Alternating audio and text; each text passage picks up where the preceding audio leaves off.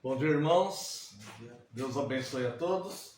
Convido a Santa e Amada Igreja à leitura do Salmo 122.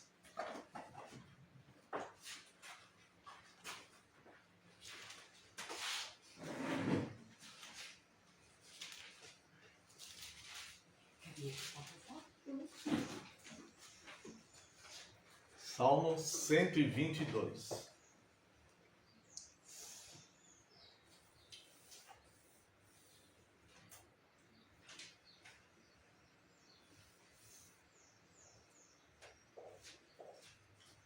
Alegrei-me quando me disseram: vamos à casa do Senhor. Pararam os nossos pés junto às tuas portas, ó Jerusalém. Jerusalém que estás construída como cidade compacta, para onde sobem as tribos do Senhor, como convém a Israel, para renderem graças ao nome do Senhor. Lá estão os tronos de justiça, os tronos da casa de Davi. Orai pela paz de Jerusalém. Sejam prósperos os que te amam. Reine paz dentro de teus muros e prosperidade nos teus palácios. Por amor dos meus irmãos e amigos, eu peço, haja paz em ti. Por amor da casa do Senhor, nosso Deus, buscarei o seu bem. Convido a amada igreja que se coloque em pé, aqueles que puderem. Louvemos a Deus com o Salmo 122. Alegrei-me quando me disseram: vamos à casa de Deus. Nossos pés pararam junto às portas, teus portais, Jerusalém. Construída bem compacta, onde as tribos vão subir, pois convém a Israel. Para o santo nome do Senhor, render sua gratidão. Lá estão os tronos de justiça, os da casa de Davi. Que prospere quem te ama, pela sua paz orai. Por Jerusalém orai. Reine paz entre os teus muros, nos palácios ricos bens. Por amor dos meus irmãos, por amor de amigos meus, haja paz em ti, eu peço, pela casa do Senhor, buscarei sempre o teu bem.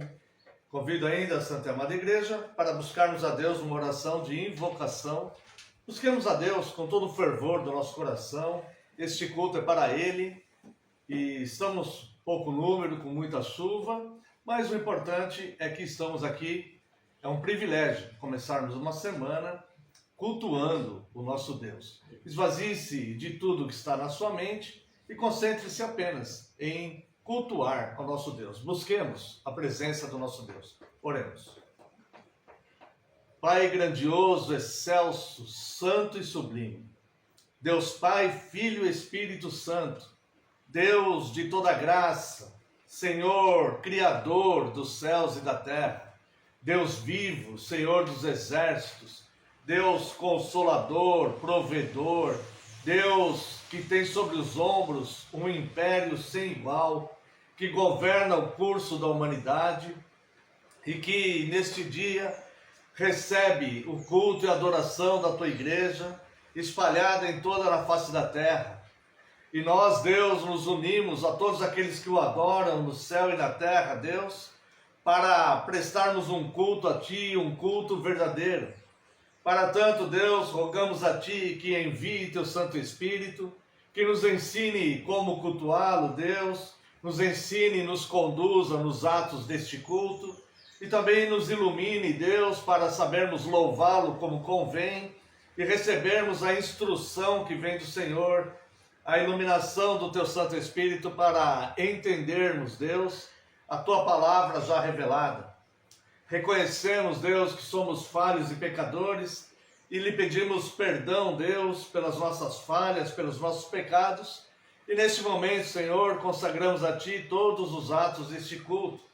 Se houver alguém ainda vindo, que o Senhor traga em segurança, Deus, o proteja nesta chuva e de todas as situações, ó Deus, pertinentes a esta vida secular. Que este culto, Deus, possa ser do Seu agrado. Muito obrigado pela Tua graça e amor. No nome santo de Jesus Cristo é que nós oramos. Amém, Senhor, e glórias a Ti. Convido a Santa e Amada Igreja para professarmos o voto da nossa segurança. Amada Igreja do Senhor Jesus Cristo, onde está o nosso socorro? O nosso socorro está em o nome do Senhor, Criador dos céus e da terra. Graça a vós outros e paz, da parte de Deus, nosso Pai, e do Senhor Jesus Cristo. Os amados irmãos podem assentar-se. Nos convido à leitura da Santa Lei de Deus, que se encontra no livro do Êxodo, capítulo 20. Faremos a leitura da Santa Lei de Deus, que nos mostra qual a moral de Deus, qual o caminho perfeito e excelente a ser percorrido e o que devemos evitar, o que Deus nos informa que é pecado e que nós devemos evitar. Para tanto, convido a Santa e Amada Igreja à leitura do livro do Êxodo.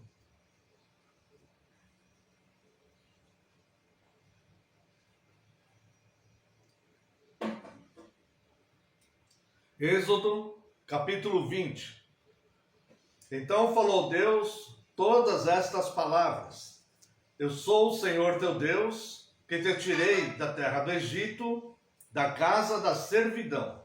Não terás outros deuses diante de mim. Eis o primeiro mandamento. Primeiro mandamento: não terás outros deuses diante de mim. Segundo mandamento: não farás para ti imagem de escultura, nem semelhança alguma do que há em cima nos céus, nem embaixo na terra, nem nas águas debaixo da terra. Não as adorarás, nem lhes darás culto, porque eu sou o Senhor teu Deus, Deus zeloso, que visita a iniquidade dos pais nos filhos, até a terceira e quarta geração daqueles que me aborrecem, e faço misericórdia até 1000 gerações daqueles que me amam e guardam os meus mandamentos. Terceiro mandamento: não tomarás o nome do Senhor teu Deus em vão, porque o Senhor não terá por inocente o que tomar o seu nome em vão. Quarto mandamento: lembra-te do dia de sábado para o santificar. 6 dias trabalharás e farás toda a tua obra, mas o sétimo dia é o sábado do Senhor teu Deus. Não farás nenhum trabalho, nem tu, nem o teu filho, nem a tua filha, nem o teu servo, nem a tua serva, nem o teu animal, nem o forasteiro das tuas portas para dentro. Porque em 6 dias fez o Senhor os céus, a terra, o mar e tudo que neles há. E ao sétimo dia descansou. Por isso o Senhor abençoou o dia de sábado e o santificou. Quinto mandamento: honra teu pai e tua mãe, para que se prolonguem os teus dias na terra que o Senhor teu Deus te dá. Sexto mandamento: não matarás. Sétimo mandamento: não adulterarás. Oitavo mandamento: não furtarás. Nono mandamento: não dirás falso testemunho contra o teu próximo.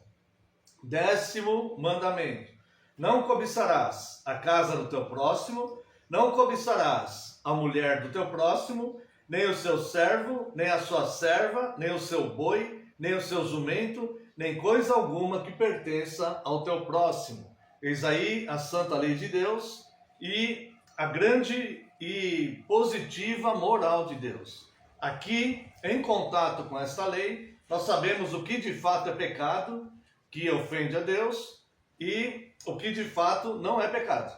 Então nós temos que guardar sempre na nossa memória e não perder o contato com a santa lei de Deus. Convido ainda a santa e amada igreja a leitura no Evangelho de João, capítulo 12. Leremos os versos 42 e 43. Evangelho de João, capítulo 12, versos 42 e 43. Contudo, muitos dentre as próprias autoridades creram nele, mas por causa dos fariseus não o confessavam, para não serem expulsos da sinagoga, porque amaram mais a glória dos homens do que a glória de Deus. Esse momento é um momento que nós, de forma litúrgica, faremos uma penitência, uma confissão de pecados. Mas também é um momento de nós refletirmos um pouco acerca de Deus, acerca de Cristo. E ao refletirmos acerca de Cristo, nós podemos perguntar para nós mesmos: nós amamos mais a glória dos homens ou amamos mais a Cristo? Eis uma pergunta que deve estar vívida dentro dos nossos corações. Vivemos uma época onde existem diversas denominações cristãs e que pregam Cristo, e muitas pregam Cristo pela metade. E essas muitas denominações, muitas vezes, elas pregam mais as suas próprias tradições, doutrinas equivocadas, que as Escrituras denunciam que essas doutrinas são equivocadas. Essas muitas denominações, elas defendem tradições que o tempo já mostrou que está equivocado. Mas elas não abrem mão dessas tradições acima de Cristo. Veja que os fariseus faziam exatamente isto. Olha só, muitos, verso 42 aqui, desse texto do Evangelho de João, muitos dentre as próprias autoridades, veja, muitos, não era um ou outro, eles estavam diante de Cristo, há um impacto diante de Cristo, há um impacto diante da palavra de Cristo.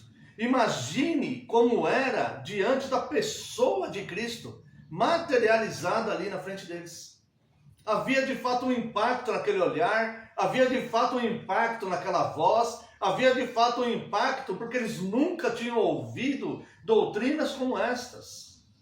No entanto, mesmo crendo neles, olha o perigo, irmãos, olha que situação insensata.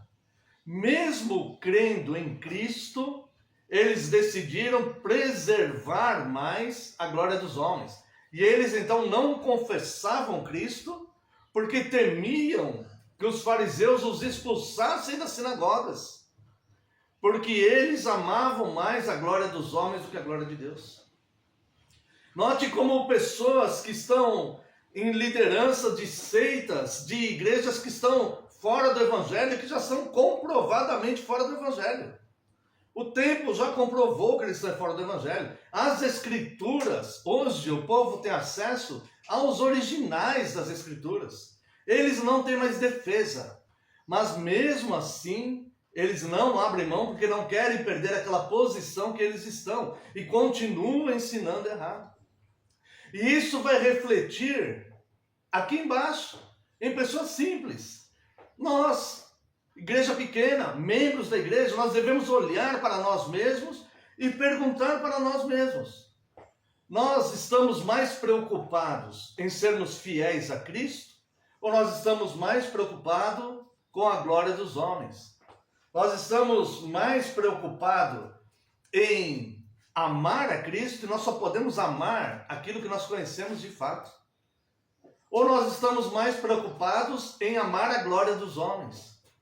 As tradições humanas, os conceitos dos homens, nós não queremos ser diferentes, nós não queremos bater de frente, nós não queremos criar um ambiente de hostilidade contra nós mesmos, muitas vezes, e nos calamos e vemos proliferar o engano e o erro. E, irmãos, eu até posso entender este pensamento na igreja de algumas décadas atrás, quando não se tinha uma visão do que iria acontecer com as gerações futuras.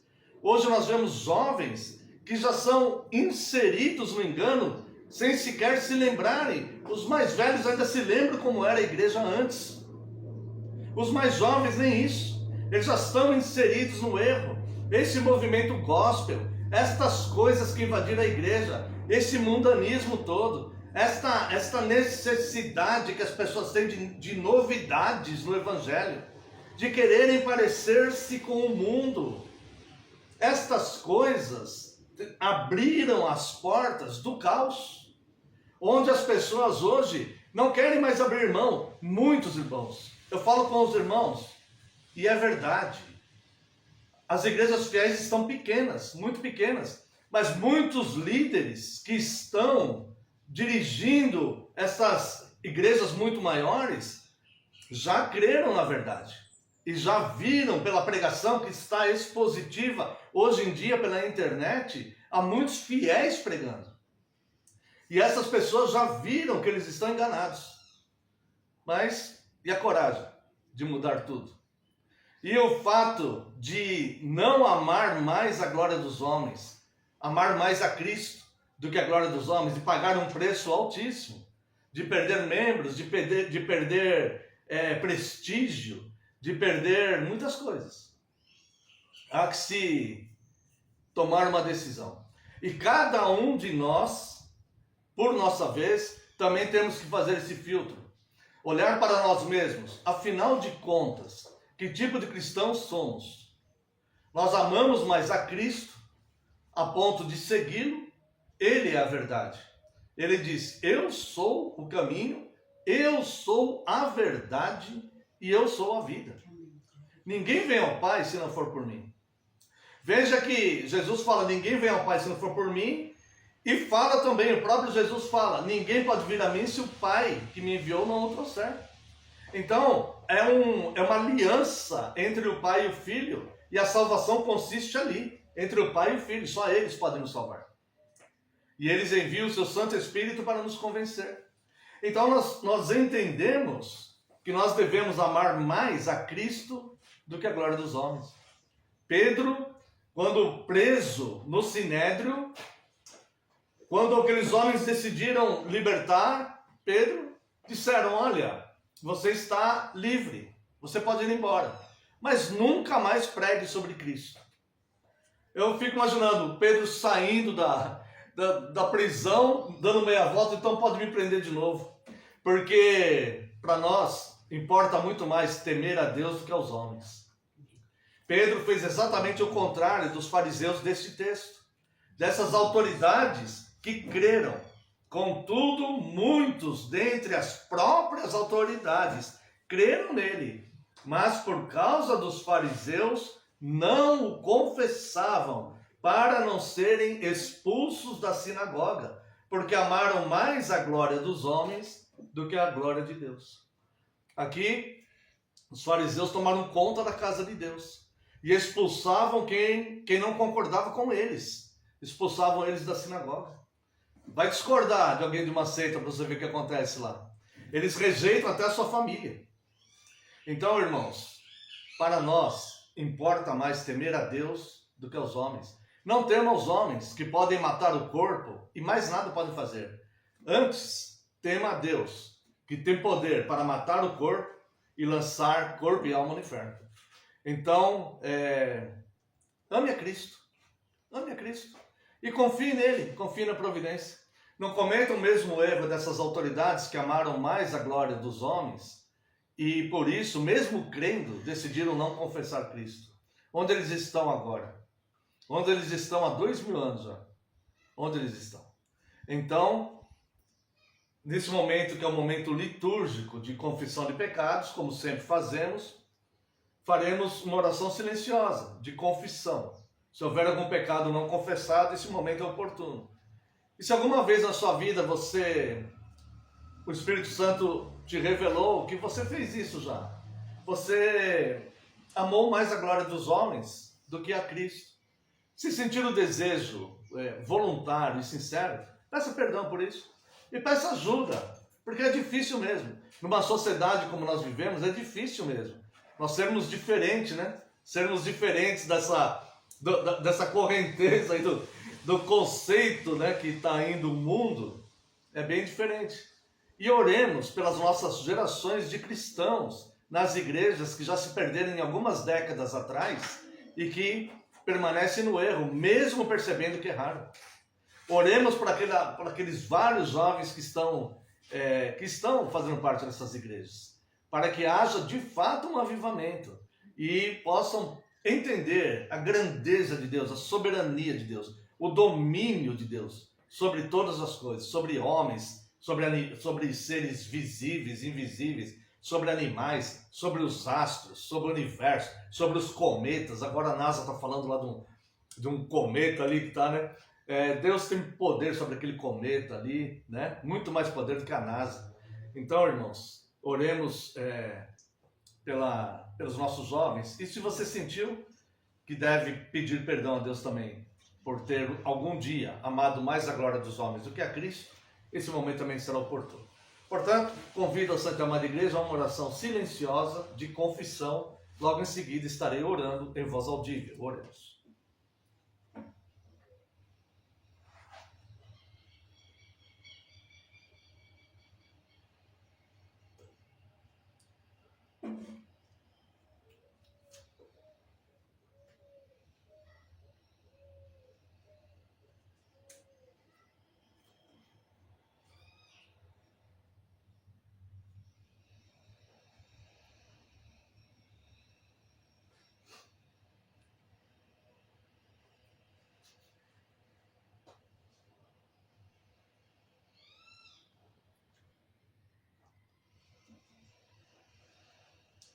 Glorioso e excelso Deus, nós te louvamos, Senhor, e neste momento de contrição, Deus, onde teu povo reflete, Deus, acerca de si mesmo e nossas condutas diante do Senhor, nós entramos neste momento de penitência, Deus, onde apelamos pelas tuas muitas misericórdias e pelo teu favor, que nos perdoe os nossos pecados, pois só o Senhor tem poder para perdoar pecados.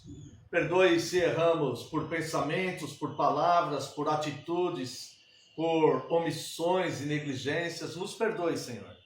E perdoe também, Deus, se algum dia nós amamos mais a glória dos homens do que a Cristo. Perdoa-nos, Deus, pela multidão, Deus, de pecados que cometemos em nossas vidas. Pedimos que o Senhor, Deus, nos ajude a termos uma vida santa. E que hoje, Deus, pela tua graça, pela tua força, pelo teu poder, possamos ser pessoas melhores do que nós fomos ontem. Obrigado pela bênção do teu perdão. No nome santo e poderoso de Jesus Cristo, teu Filho amado, é que oramos. Amém, Senhor, e glórias a ti. Convido a Santa e Amada Igreja para louvarmos a Deus com o hino 167. Tem inário ali no fundo? Passa aí para trás, por favor. Hino 167. Nesse momento também é oportuno, aqueles que estiverem ofertando na casa do Senhor, esse momento será oportuno. Hino 167. Meu pecado resgatado foi na cruz por teu amor e da morte, triste sorte, me livraste tu, Senhor.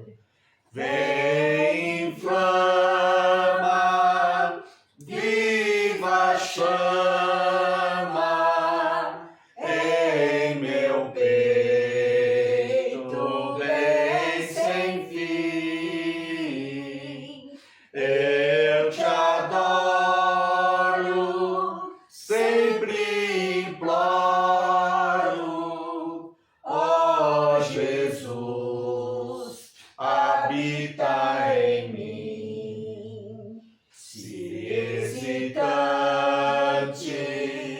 vacilante, ouço a voz do tentador. Tu me guias, me auxilias e me tornas vencedor. Vem, inflama, viva chama em meu peito, vem sem fim. Eu te adoro, sempre imploro, ó Jesus, habita em mim.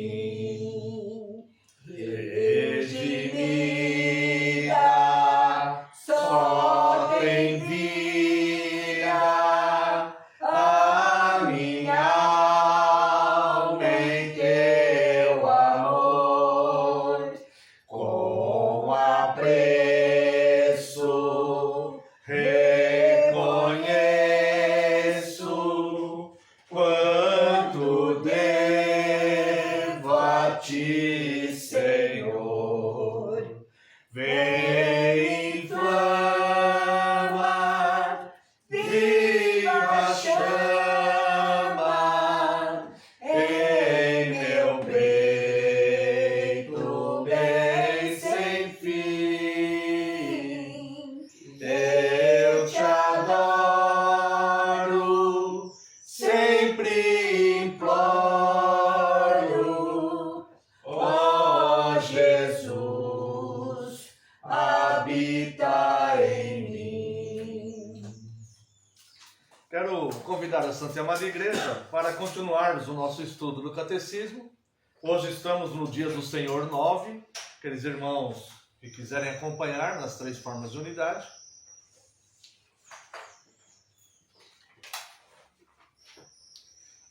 Nós estamos na parte do Catecismo que ensina sobre a nossa salvação, né? Nós já vimos a primeira parte do Catecismo que fala como são grandes os nossos pecados e a nossa miséria. E nos aponta que nós necessitamos de um Salvador, um mediador, que satisfaça a justiça de Deus, uma vez que nós mesmos não podemos, não conseguimos satisfazer a justiça de Deus. Porque essa nossa dívida com Deus, ela aumenta cada vez mais. Então nós não conseguimos satisfazer a justiça de Deus. E vemos que é necessário um mediador, e sabemos que esse mediador é Cristo. A providência de Deus para o homem, para a salvação do homem, é Cristo, que se fez um de nós. E avançando no estudo da nossa salvação, nós chegamos então no Dia do Senhor 7, que nos é apresentado um resumo da nossa fé cristã, que é o credo apostólico. E esse credo apostólico, ele é dividido em 12 artigos, que é baseado, a primeira parte, sobre Deus Pai e a criação. A segunda parte, sobre Deus o Filho e a nossa redenção. É a maior parte do credo apostólico, né? Vai do artigo 2 ao 7. E a terceira parte nos ensina sobre Deus, o Espírito Santo e a nossa santificação. Então, para que nós possamos entender bem o Dia do Senhor 9, vamos ler novamente a pergunta 23 do Dia do Senhor 7. Pergunta 23. Quais artigos são esses? Os artigos do credo apostólico, que é o resumo da nossa fé. Artigo 1. Creio em Deus Pai, Todo-Poderoso, Criador do céu e da terra. Artigo 2. E em Jesus Cristo, seu único Filho, nosso Senhor. Artigo 3. Que foi concebido pelo Espírito Santo, nasceu da Virgem Maria. Artigo 4. Padeceu sob Pôncio Pilatos, foi crucificado, morto e sepultado, desceu ao inferno. Artigo 5. No terceiro dia ressurgiu dos mortos. Artigo 6. Subiu ao céu e está sentado à direita de Deus Pai Todo-Poderoso. Artigo 7. De onde há de vir a julgar os vivos e os mortos. Artigo 8. Creio no Espírito Santo. Artigo 9. Na Santa Igreja Universal de Cristo, na comunhão dos santos. Artigo 10. Na remissão dos pecados. Artigo 11. Na ressurreição do corpo. E artigo 12. E na vida eterna. Amém. Esse é um resumo da fé cristã. Todas as doutrinas cristãs estão resumidas aqui. E agora, no dia do Senhor 9, nós vamos analisar a pergunta 26. Em que você crê quando diz, creio em Deus Pai, Todo-Poderoso, Criador dos céus e da terra? O que nós estamos dizendo? O que nós estamos professando que nós cremos quando dizemos, creio em Deus Pai, Todo-Poderoso, Criador dos céus e da terra? Bom, a resposta: creio que o eterno Pai do nosso Senhor Jesus Cristo, que criou do nada o céu e a terra e tudo que neles há, e também os sustenta e governa por seu conselho e providências eternos, é o meu Deus e o meu Pai por causa do seu Filho Jesus Cristo. Veja que nós estamos professando que nós cremos que Deus criou todas as coisas do nada. Tá? O homem, ele tem um poder criador também. No entanto, o homem precisa de algo para criar algo. O homem precisa de uma matéria-prima. Então, para que ele crie um carro, ele precisa de aço, de lata, de borracha, e de uma infinidade de coisas, para que ele possa criar um carro. Ele não consegue simplesmente dizer, haja um carro, e aparecer um carro ali. Ele não tem esse poder. Mas ele precisa de algo para criar. Deus, ele reflete seu poder desde o princípio, ao criar todas as coisas do nada. E nós professamos que Deus criou todas essas coisas do nada através da sua palavra, né? Foi pela palavra de Deus que Deus foi criando as coisas. E a palavra é o próprio Cristo, tá? A única coisa que Deus não criou através da palavra, mas foi com suas próprias mãos, foi o homem e a mulher. O homem do pó da terra e a mulher do homem. Então isso Deus criou com as suas próprias mãos. No entanto, ao criar o homem e a mulher, Deus diz no plural, façamos o homem a nossa imagem e semelhança, ou seja, Cristo participou de toda a criação. Enquanto verbo, enquanto palavra, ele participou da obra da criação e façamos o homem a imagem e semelhança, a nossa imagem e semelhança, Cristo participando da obra da criação junto com Deus. A segunda coisa que nós professamos quando nós dizemos creio em Deus Pai Todo-Poderoso, Criador dos céus e da terra, é que Deus não só ele cria as coisas. Veja, nós falamos creio em Deus Pai.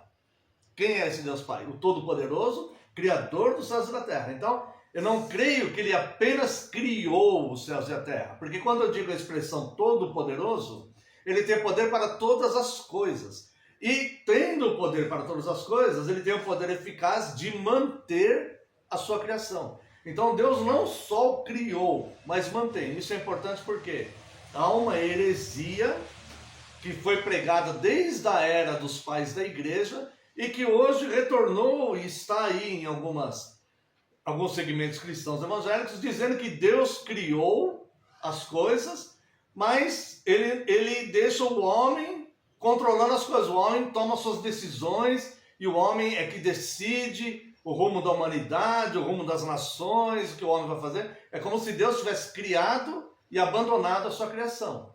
Não é esse o ensino bíblico.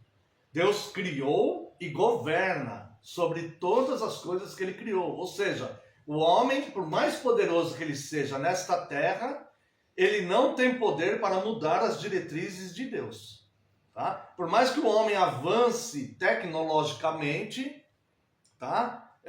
Invadindo o espaço ou criando coisas, criando clones, né? Criando inteligência artificial e tantas coisas que nos deixam até de certa forma maravilhados com o avanço tecnológico, o homem jamais, em hipótese alguma, ele vai poder interferir no governo de Deus.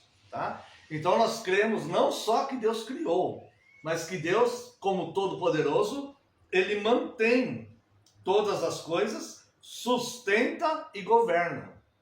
E ainda cremos, veja como é profundo, né? Porque no credo está só resumida a nossa fé. A nossa fé é muito mais aprofundada do que aquelas frases dos 12 artigos do credo. Tá? É que cada frase daquela vai representar uma das doutrinas cristãs. Tá? Então Deus não só criou, como Ele mantém, governa, sustenta todas as coisas. Tá? E como Ele faz isso? Por seu conselho e providências eternas. Ou seja, Deus age segundo o conselho da sua vontade e não do seu desejo. Os irmãos lembram, né? Fizemos um sermão recentemente em que deseja uma coisa e vontade é outra. Desejo é um instinto, vontade é uma decisão deliberada, pensada, né? Eficaz, tá? Então Deus não age, Deus tem desejo também, desejo santo e puro, né? E amoroso, o desejo de Deus, o instinto de Deus. Mas Deus não age segundo o seu desejo, Deus age segundo a sua vontade, o beneplácito da sua vontade. Então o desejo de Deus é que ninguém se perca, que todos os homens se arrependam e sejam salvos. Esse é o desejo de Deus. Mas a vontade de Deus é que a justiça seja feita, então não serão todos que serão salvos.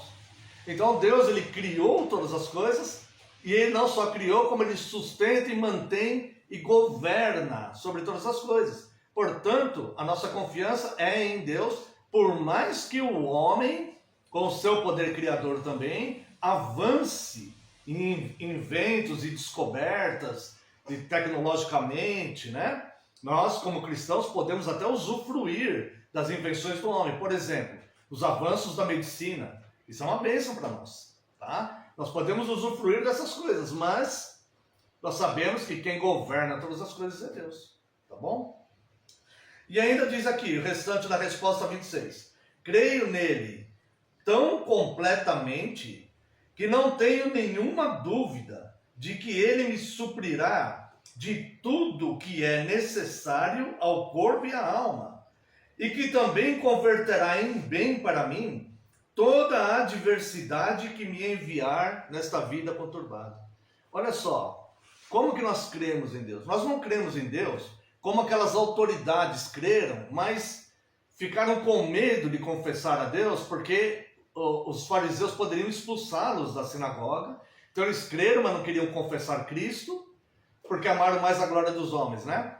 Eles creram, mas não confessaram Cristo. Nós não cremos como eles. Nós cremos em Cristo tão completamente como está escrito aqui, exatamente como está escrito aqui. Nós cremos nele tão completamente que não temos nenhuma dúvida. Nenhuma dúvida. Não há margem. O Evangelho é segurança, é rocha, é verdade. Não é nada ali misterioso, não é nada confuso. Nós cremos totalmente naquilo. Tá? Então cremos tão completamente que não temos nenhuma dúvida de que Ele me suprirá de tudo que é necessário ao corpo e à alma.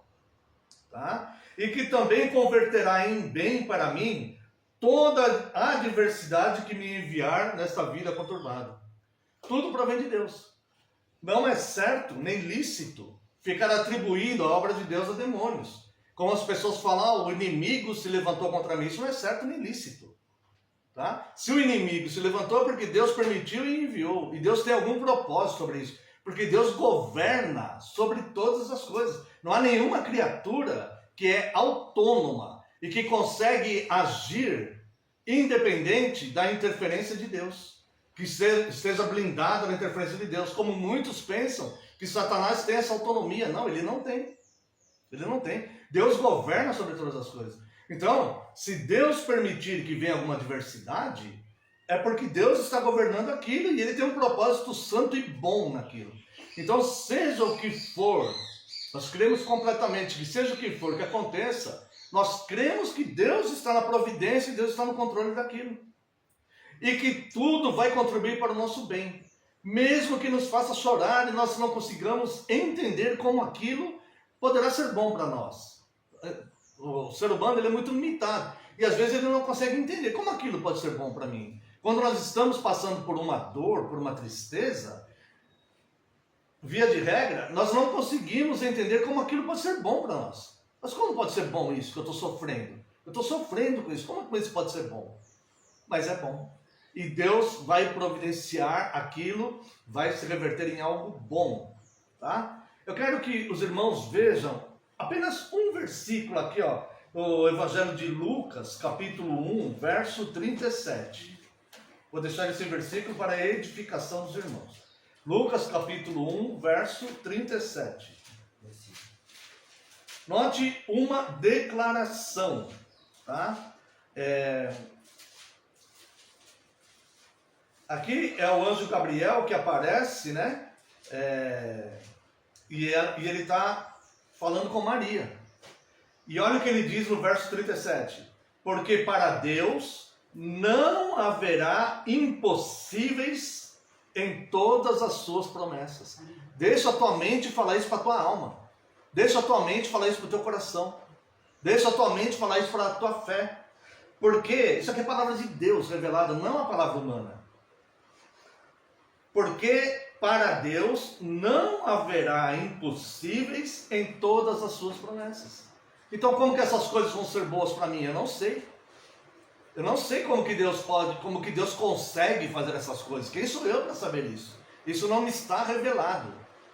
Só sei que é pelo conselho da vontade dele, mas como efetivamente na prática ele faz, eu não sei. Mas eu creio completamente de todo o meu coração e sem nenhuma dúvida que para Deus não há impossíveis em todas as suas promessas. Eu não sei como ele vai fazer, mas aquele que fez a promessa providenciará os meios de a cumprir. Então eu descanso nele. Quem prometeu foi ele. E quem é todo poderoso é ele. E se ele prometeu, ele sabe o que ele está falando. Porque ele não é homem para mentir, nem filho do homem para se arrepender. E ele não vai voltar atrás no que ele declarou na sua palavra para as gerações que viriam, né? Então, esta palavra é viva e eficaz, tá? Pergunta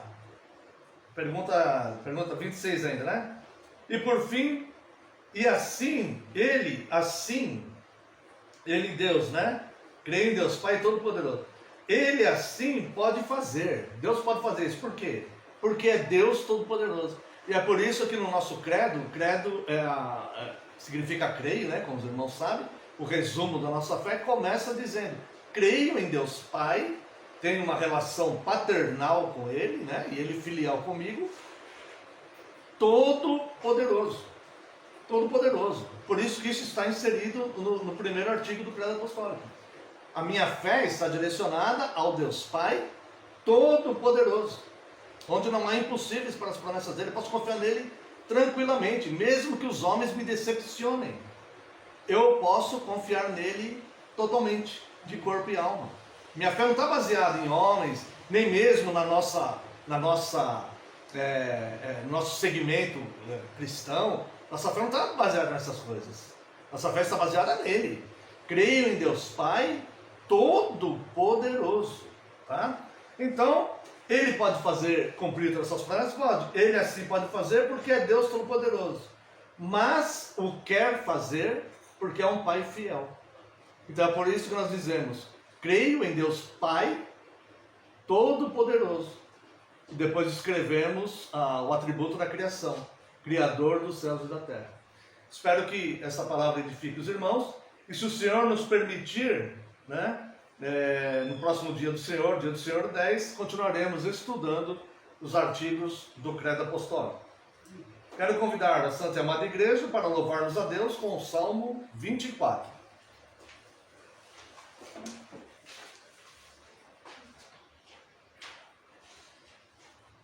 Do Senhor é a terra e a sua plenitude, o mundo e todos os habitantes seus, pois sobre os mares ele a fundamentou e sobre as correntes estabeleceu. Quem, pois, subirá para o monte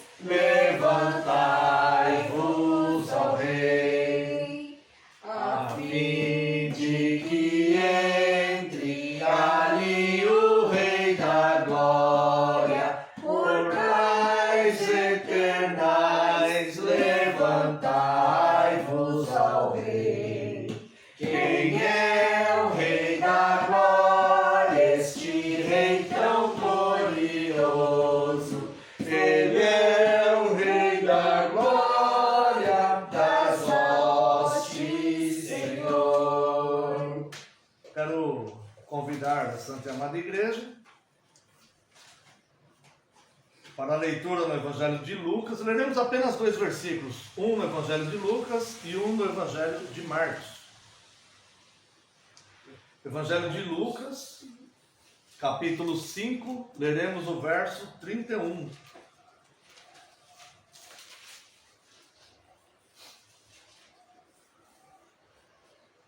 Lucas, capítulo 5, verso 31.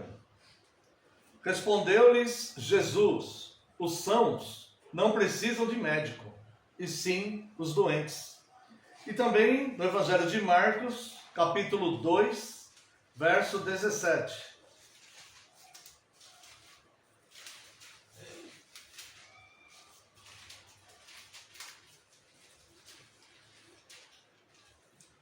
Tendo Jesus ouvido isto, respondeu-lhes: os sãos não precisam de médico, e sim os doentes. Não vim chamar justos, e sim pecadores. Até aqui, convido a Santa e Amada Igreja a uma breve oração. Oremos. Pai santo, excelso e glorioso, Deus, Criador dos céus e da terra, Deus cuja nenhuma promessa será impossível de ser realizada, não haverá impossíveis em todas as suas promessas. Nós te louvamos, te adoramos e te homenageamos, Deus, porque o Senhor é o nosso Deus verdadeiro. Agora, diante da tua santa palavra, Deus, nós rogamos a ti que envie teu Santo Espírito, Senhor, porque nós necessitamos de iluminação para entendermos a tua palavra revelada. Neste momento, Deus, mais uma vez eu lhe peço perdão pelas minhas falhas e pecados. E eu clamo a ti, Deus, eu rogo a ti, que envie teu Santo Espírito de fato, para que fale através de mim, e que tudo que for falado aqui seja ministrado pelo teu Santo Espírito, com a sua expressa autorização, e nada saia dos meus lábios que não provenha do Senhor, da ministração do teu Santo Espírito. Isso eu lhe peço, por favor. E que neste momento, Senhor, eu desapareça, eu diminua, eu desapareça, e só prevaleça a tua palavra, porque a tua palavra é a verdade. Em nome de Jesus, teu Filho amado, é que oramos. Amém, Senhor, e glórias a ti. Amada Igreja do Senhor Jesus Cristo, vos proclamo Cristo, o médico eficaz. Eficaz porque não apenas cura enfermidades físicas, mas cura a alma. Irmãos, é uma das muitas crenças e muitas frases que são atribuídas à Bíblia, das muitas frases que são atribuídas às Escrituras, mas que não estão lá. Entre elas, a frase que Jesus é o médico dos médicos. Bem, isso não está nas Escrituras. As Escrituras nos declaram que Jesus é Rei dos reis e Senhor dos senhores. Mas as Escrituras não nos dizem que Jesus é o médico dos médicos, embora ele seja, porque os médicos também precisam de Cristo, e os médicos também não precisam de cura.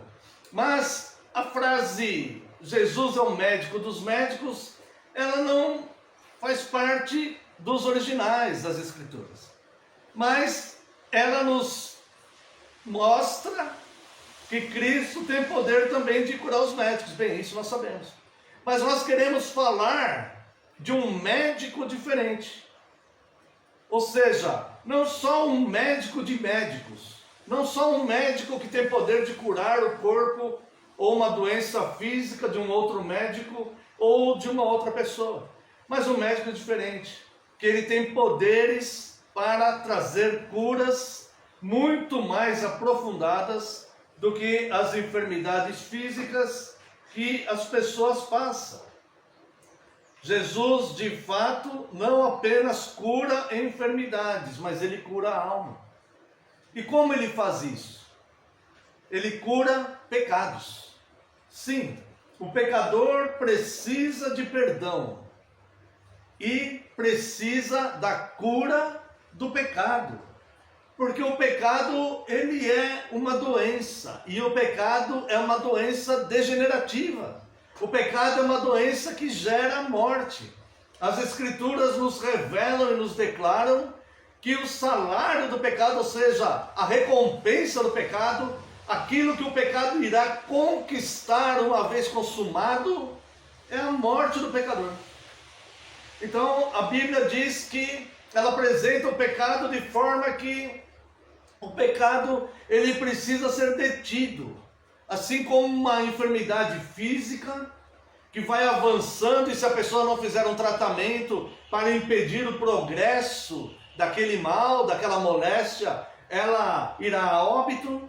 Da mesma forma, espiritualmente, o pecado ele tem que ser detido, porque senão ele levará à morte do pecador, e a morte que o pecado produz, ela é muito pior do que a morte física, porque ela é a morte da separação eterna de Deus, ou seja, o homem perderá totalmente todos os benefícios da paz, da cura, da prosperidade, da plenitude, da providência de Deus, do consolo de Deus, das misericórdias de Deus, da graça de Deus. E só aí, depois de ele perder tudo isto, que ele vai entender como foi grande a sua ruína.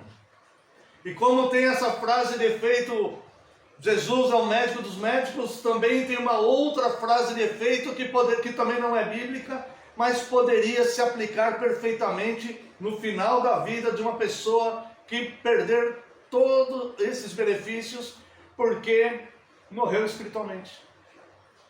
É aquela frase de efeito que diz: eu era feliz e não sabia. Porque mesmo negando Cristo, mesmo negando a fé, mesmo perseguindo a igreja, mesmo vivendo para a glória dos homens, mesmo vivendo para a sua glória pessoal, mesmo sendo soberbo, mesmo sendo cruel, o homem que está vivo nesta terra, ele ainda usufrui das bênçãos de Deus, das bênçãos comuns, porque as Escrituras dizem que o sol nasce para todos, e a chuva nasce para todos, e se ele tem apetite, se o coração dele bate, se ele se satisfaz com o paladar de ter uma boa refeição, se ele tem outras satisfações, se ele tem outros dons, tudo isso é providência de Deus.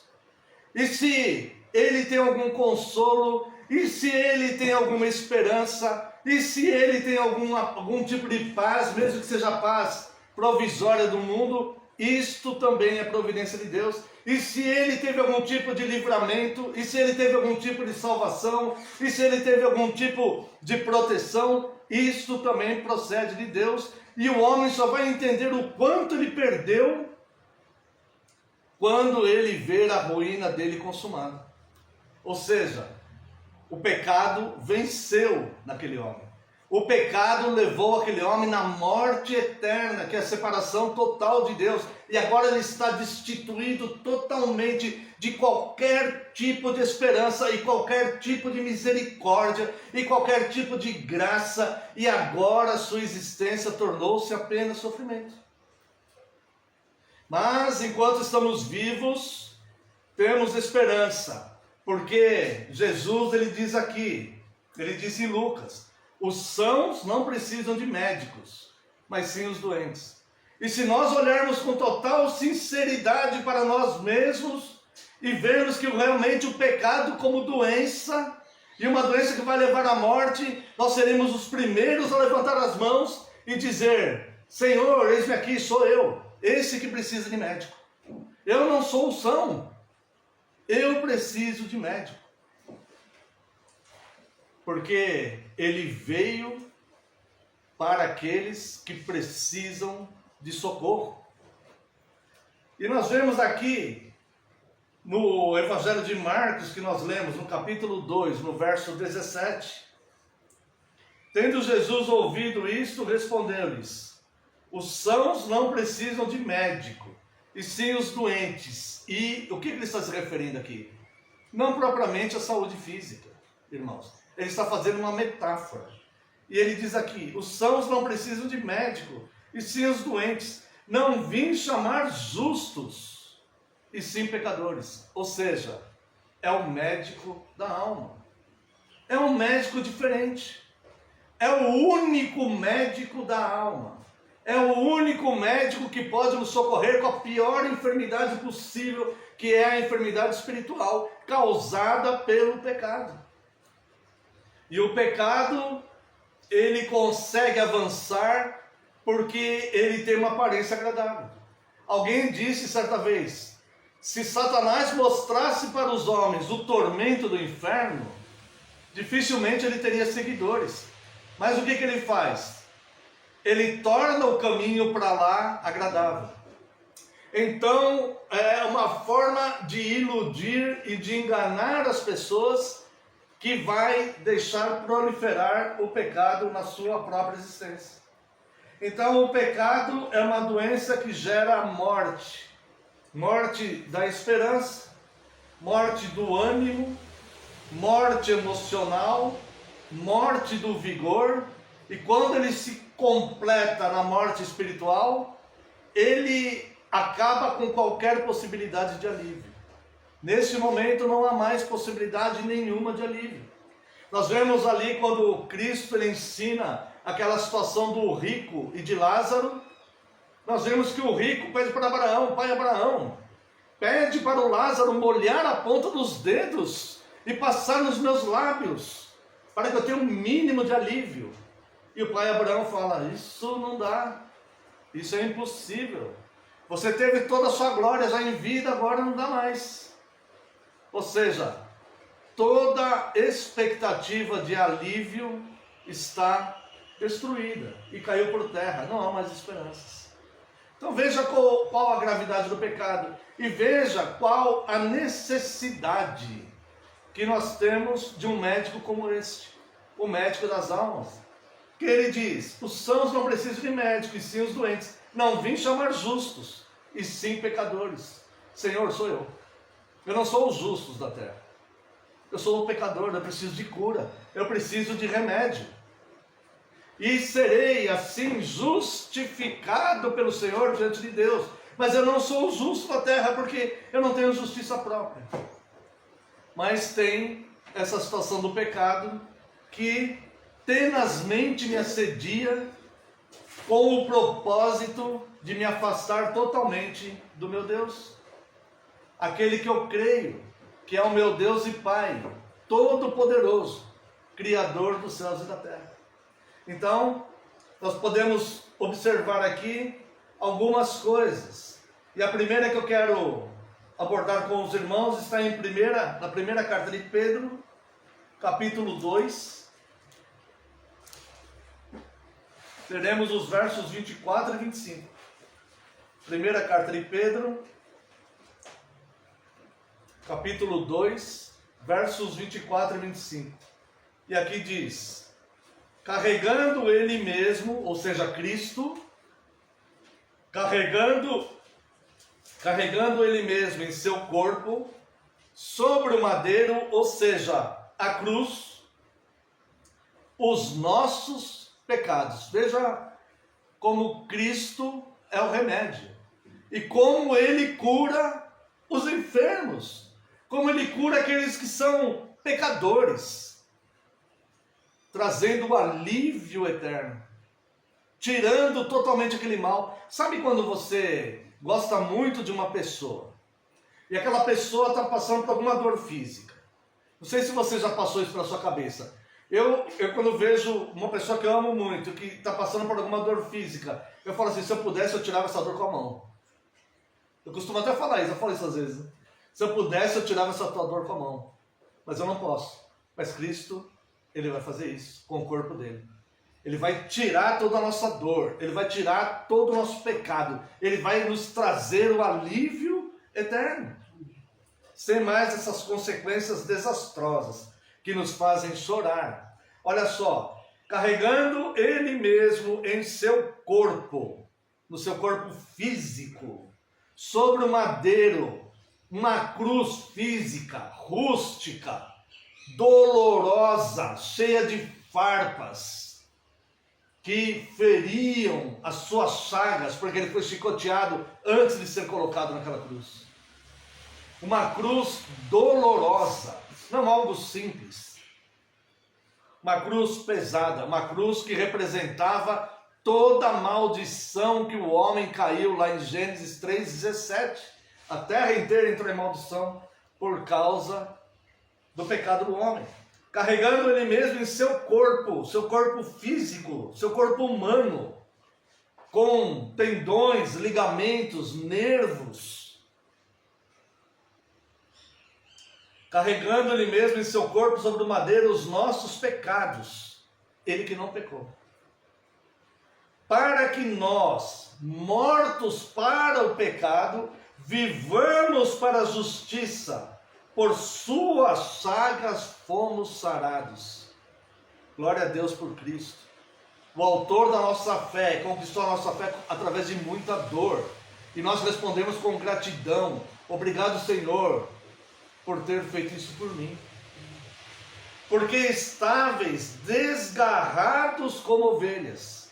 Ou seja, quando eu estava doente e enfermo pelo pecado, quando nós estávamos sem Cristo, nós estávamos desgarrados como ovelhas. Agora, porém, vos convertestes ao pastor e bispo da vossa alma, aquele que te conduz e te orienta na vossa alma, e que te traz o alívio, que te traz esperança, e que te faz, com um poder eficaz, evitar que você passe pela situação dolorosa que muitos vão passar, de ver uma ruína total na sua própria vida, ver um caos totalmente instalado, irreversível, sem misericórdia, onde talvez eles falem: peça para alguém que está aí no céu molhar o dedo e passar nos meus lábios, porque eu não aguento mais o que eu estou passando aqui. E ouvirá: não é possível. Existe um abismo entre nós e vocês. Mesmo que nós quiséssemos, não poderíamos fazer isso. Porque escolheu a morte eterna. Escolheu os bens desta vida. Escolheu a glória dos homens. Escolheu usufruir de todos os benefícios que aqui tem, como se isso fosse eterno.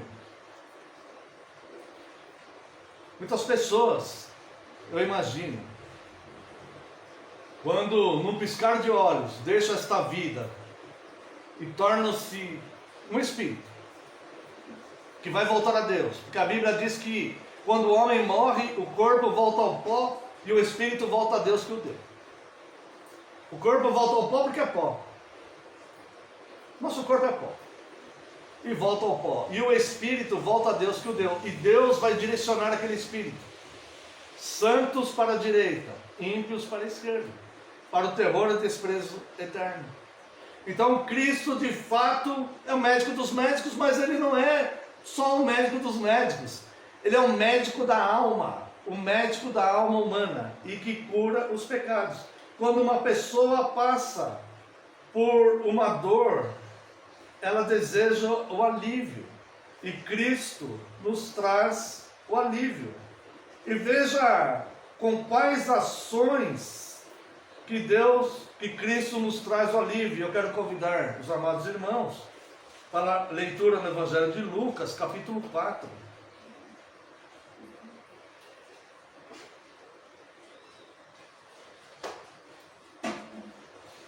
Evangelho de Lucas, capítulo 4. Apenas 2 versículos. Versos 18 e 19. Lucas 4, 18 e 19. O Espírito do Senhor está sobre mim. Sobre Cristo. Tá? É sobre Cristo. O Espírito do Senhor está sobre mim, pelo que me ungiu para evangelizar os pobres. Enviou-me para proclamar libertação aos cativos e restauração da vista aos cegos, para pôr em liberdade os oprimidos e apregoar o ano aceitável do Senhor. O que quer dizer essas coisas? Nós professamos que cremos em Deus Pai Todo-Poderoso. E aqui Cristo, no seu ministério terreno, Ele nos declara que o Espírito do Senhor está sobre Ele. E aqui a obra salvífica dele. O Espírito do Senhor está sobre mim, para evangelizar os pobres, enviou-me para proclamar libertação aos cativos e restauração da vista aos cegos, para pôr em liberdade os oprimidos e apregoar o ano aceitável do Senhor. Bem, para evangelizar os pobres. O Espírito do Senhor está sobre mim, pelo que me ungiu para evangelizar os pobres. Estes pobres aqui, pode ser alguém com muito dinheiro, mas alguém que seja pobre no sentido de não ser soberbo e o seu coração não estar nessas coisas. Então Cristo, ele veio para os humildes, e ele então ensina, e ele traz esta novidade para os homens. Olha, há esperança. Como foi profetizado por Isaías, aqueles que andavam no vale da sombra da morte e em trevas, resplandeceu grande luz. E ele veio e lhe diz: há esperança para você. Você não está sozinho, entregue as suas dores e decepções nas quais um ser humano passa por este mundo.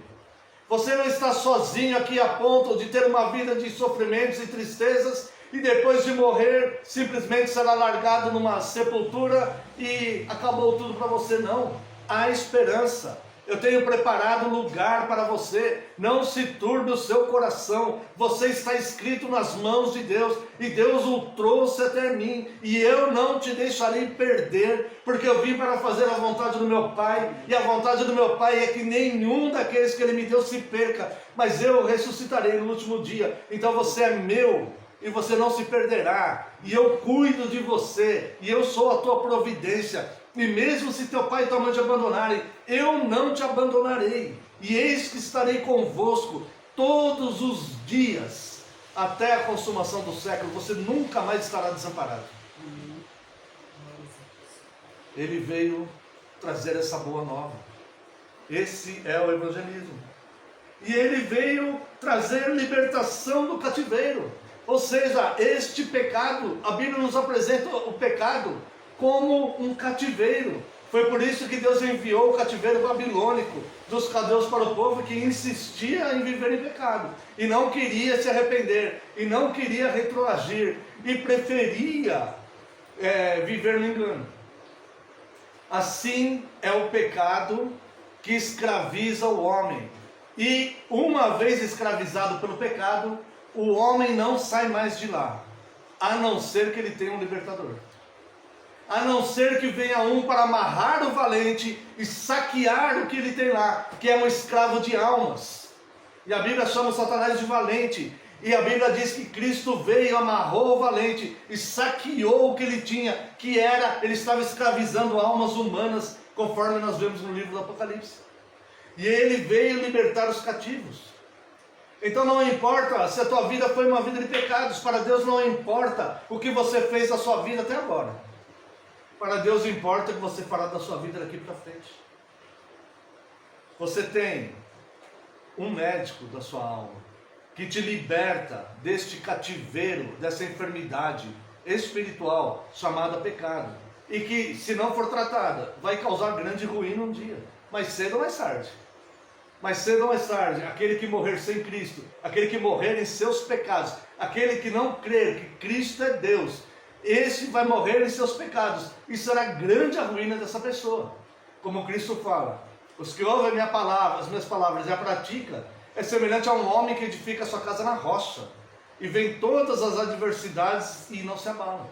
Mas aquele que não pratica essas minhas palavras, que não quer se submeter a elas, que não quer viver segundo esse padrão perfeito, é semelhante a um homem que constrói na areia, e vem os ventos, a enchente, as tempestades, e aquela casa cai, e é grande a ruína. Cristo fala que essa ruína é grande. Então veja, ele veio para o evangelismo, para libertar dos cativeiros, trazer restauração da visão dos cegos. Ou seja, essas coisas nós não víamos. Sem Cristo, sem o Espírito Santo, nós simplesmente não víamos.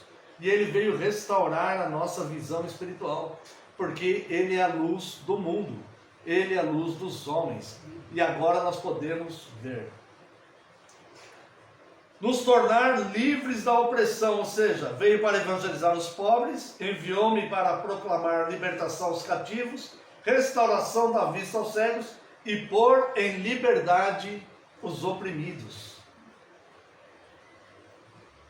Quando Cristo ainda não está presente na vida de alguém e ele se sente oprimido pela força dos maus, pela tirania dos maus, aquela pessoa se vê desesperançada, sem saída, não sabe como sair daquilo. Mas quando vem Cristo, aquela opressão já não tem mais poder sobre nós, sobre a nossa mente, mesmo que as pessoas queiram nos oprimir fisicamente. A palavra de Deus, ela está livre. A palavra de Deus não está sujeita a nenhum opressor. E ele vem nos libertar de todo tipo de opressão que as pessoas, ou os sistemas, ou os governos, ou os maus, ou as potestades espirituais da maldade queiram impor a nós. Somos totalmente livres, porque uma vez convertidos, já nos assentamos nas regiões celestiais. Aquele que nasce em Cristo, o maligno não toca. Então aquele que nasceu de Cristo, o maligno não pode mais tocar. Ou seja, não há mais opressão. Há tentativas de opressão, mas ele liberta da opressão. E por fim, diz aqui no verso 19, e apregoar o ano aceitável do Senhor. O que significa isso? Significa um bem recebido, ou seja, todos os que crerem serão bem recebidos. O ano aceitável do Senhor é enquanto você respira. Ou seja, você será bem recebido no reino de Deus. Eu quero convidar você para ler aqui na segunda carta aos Coríntios, capítulo 6, verso 2.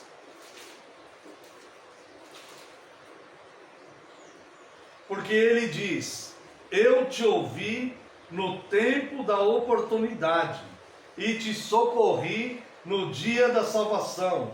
Eis agora o tempo sobremodo oportuno, eis agora o dia da salvação. Ou seja, ele te ouviu no tempo da oportunidade. A tua oportunidade é enquanto você respira. Quer jogar com a sorte, você joga. Muitas pessoas procrastinam. Não, deixa eu chegar lá nos 80 anos. Quem garante que vamos chegar lá? Muitas pessoas procrastinam. Não, deixa eu me formar na faculdade primeiro, depois eu me submeto a Cristo. Quem pode dizer como nós estaremos depois de rejeitar há tantos anos e quando sair da faculdade? Será que ainda vamos querer? Será que nosso coração já não estará endurecido totalmente? Será que já não passamos a servir às ideias que nos foram impostas na mente? Então, a salvação é no tempo oportuno, enquanto você tem chance. Porque ele diz: eu te ouvi no tempo da oportunidade e te socorri no dia da salvação. Eis agora o tempo sobremodo oportuno. Eis agora o dia da salvação. O dia da salvação do cristão não é quando Cristo vier. Ali é a redenção total de tudo. Glória a Deus. Mas o dia da salvação é nesta vida aqui, ó. No momento em que a gente fala: não quero mais essa vida de pecados. Eu entendo perfeitamente, intelectualmente, racionalmente, que o pecado vai acabar com a minha vida espiritual e será grande a ruína, e eu não quero isso. E mesmo que meu coração esteja duro, minha mente entendendo, mesmo com meu coração duro, se minha mente entender, eu posso clamar a Deus em tempo oportuno de alcançar misericórdia. Mesmo com o coração duro, mesmo mergulhado em pecado, mas a minha mente está frutífera, instruída pela luz de Cristo. Então eu posso chegar e falar: Senhor, meu coração está duro totalmente, mas eu entendo perfeitamente que o tempo oportuno é agora. Me salva, como o ladrão da cruz fez. Senhor, lembra-te de mim quando vieres no teu reino. Então, irmãos, para terminarmos, a cura da alma e o alívio para as nossas dores, vos apresentei o médico capaz e eficaz para curar a tua alma. Te convido a trocar as dores do mundo pelo remédio chamado Jesus Cristo. Com ele, teu coração estará em paz. Amém. Quero convidar a Santa e Amada Igreja para louvarmos a Deus com o hino 347.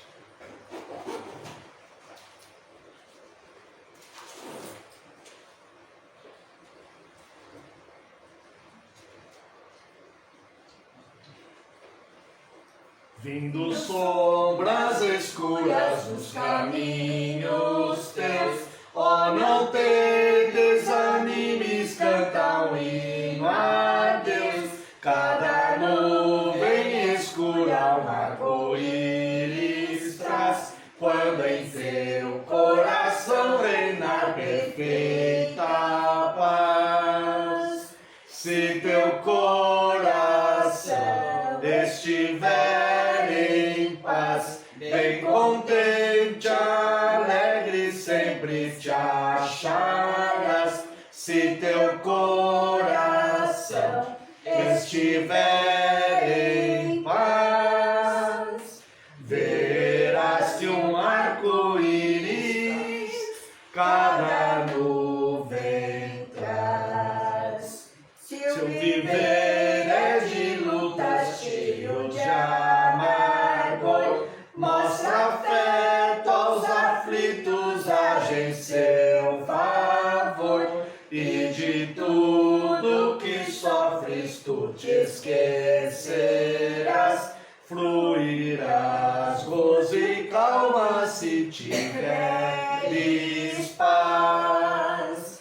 Se teu coração estiver em paz, bem contente, alegre, sempre te acharás. Se teu coração estiver em paz, verás que um arco-íris cada nuvem traz.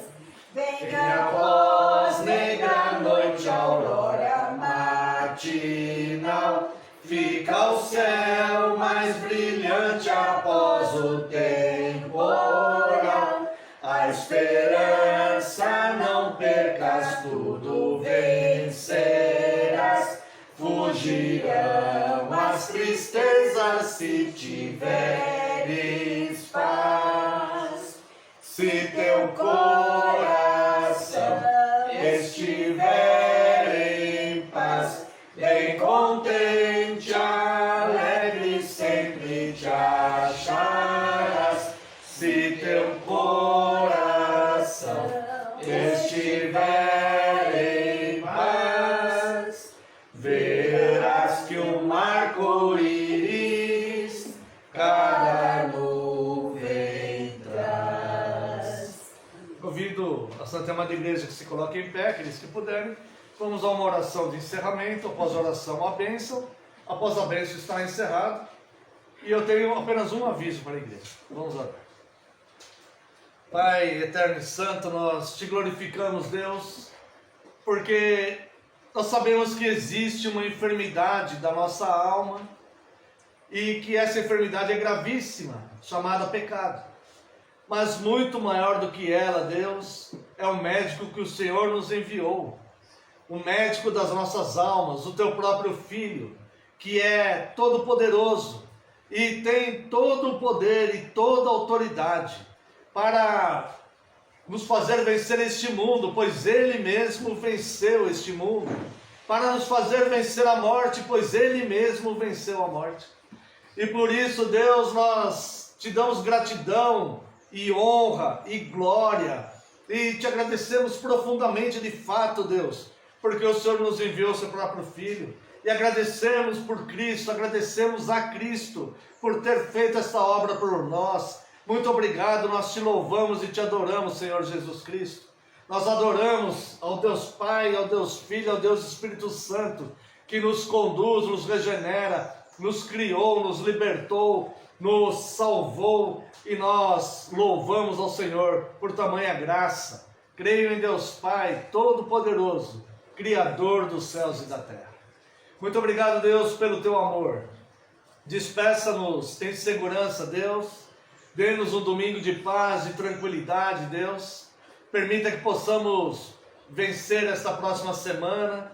Ó Deus, dê-nos boas notícias.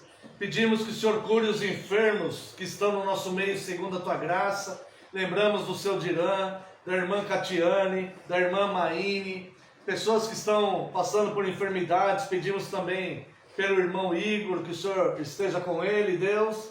Pedimos que o Senhor cuide da sua igreja.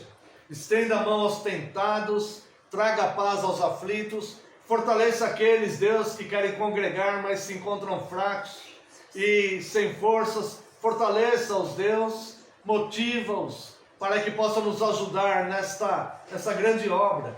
Também lhe pedimos, Deus, que envie trabalhadores, Deus, porque esta obra é muito grande, a seara é muito grande e são poucos os que trabalham, Deus. Ajuda-nos a terminar esta reforma, Senhor. Abençoe os dias de estudo, os dias de culto, que haja paz, que haja a tua direção e que sempre, Deus, pelas tuas misericórdias, sempre sejamos fiéis a ti e à tua palavra. Pedimos que o Senhor abençoe o nosso país, ó Deus, nas questões políticas, que eles possam fazer leis que possam beneficiar de fato o povo e beneficiar e proteger a tua igreja, mas seja conforme o teu querer. Abençoe todo o seu povo espalhado em toda a face da terra e traga paz a Jerusalém. Oramos no nome santo e sagrado de Jesus Cristo, teu Filho amado. Amém, Senhor, e glórias a ti. Receba a bênção, irmãos. Que a graça do nosso Senhor Jesus Cristo, o amor do Deus Pai e a comunhão e as consolações do Espírito Santo sejam sobre vós, agora e para todos sempre. Amém e amém. Despede-nos com tua paz, despede-nos em teu amor. Permite que nós outra vez nos ajuntemos ao Senhor. Permite que nós outra vez nos ajuntemos ao Senhor. Peço que os irmãos se sentem um pouco. Tenho, na verdade, 2 avisos. Falei um. Pode tirar. Pode tirar, por gentileza.